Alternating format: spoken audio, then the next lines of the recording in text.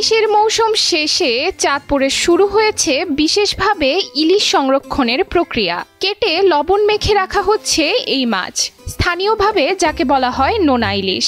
পাশাপাশি আলাদা করে রাখা হচ্ছে ইলিশের ডিমও, যা বিক্রি হচ্ছে চড়া দামে।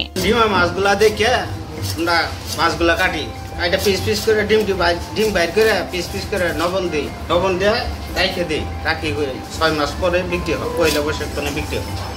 শুধু তাই নয়, ইলিশ থেকে আলাদা করা ডিম রাখা হচ্ছে বিশেষ বক্সে। মৌসুম শেষে বিক্রির জন্য এসব ডিম যাচ্ছে দেশের বিভিন্ন প্রান্তে। ব্যবসায়ীরা বলছেন, নোনা ইলিশের কেজি প্রতি দাম 1000 থেকে 1500 টাকা, আর ইলিশের ডিম বিক্রি হচ্ছে 3800 থেকে 4000 টাকা পর্যন্ত। দাম বেশি হলেও চাহিদা রয়েছে ব্যাপক। ডিমের দাম অনেকটাই বেশি মাছের দামের কারণে, মাছ যেহেতু কম এই জন্য ডিমের দাম বেশি, আর মাছ কিনতে হয় বেশি দাম দিয়ে।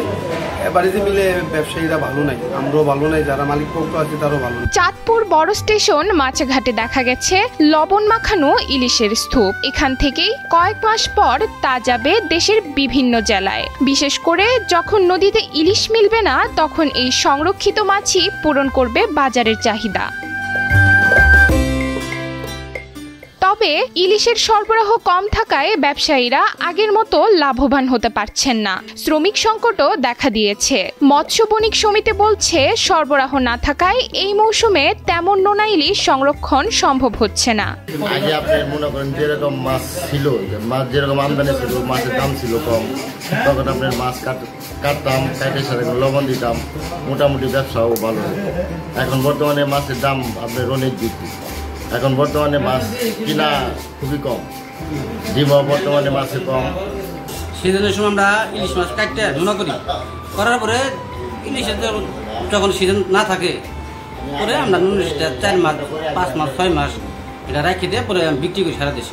নদীতে ইলিশের সরবরাহ কমলেও সংরক্ষিত নোনা ইলিশ আর ডিম দেশের বাজারে পূরণ করছে চাহিদা। তবে দাম চওড়া হওয়ায় সাধারণ ক্রেতাদের কপালে ভাঁজ পড়ছে। চাহিদা থাকলেও সরবরাহ কমে যাওয়ায় নোনা ইলিশ ব্যবসায়ীরা যেমন চাপে, তেমনি ক্রেতাদেরও গুনতে হচ্ছে বাড়তি টাকা। চাঁদপুর থেকে শরীফুল ইসলামের পাঠানো তথ্যচিত্রে ডেস্ক রিপোর্ট, নুসরাত তালবিয়া।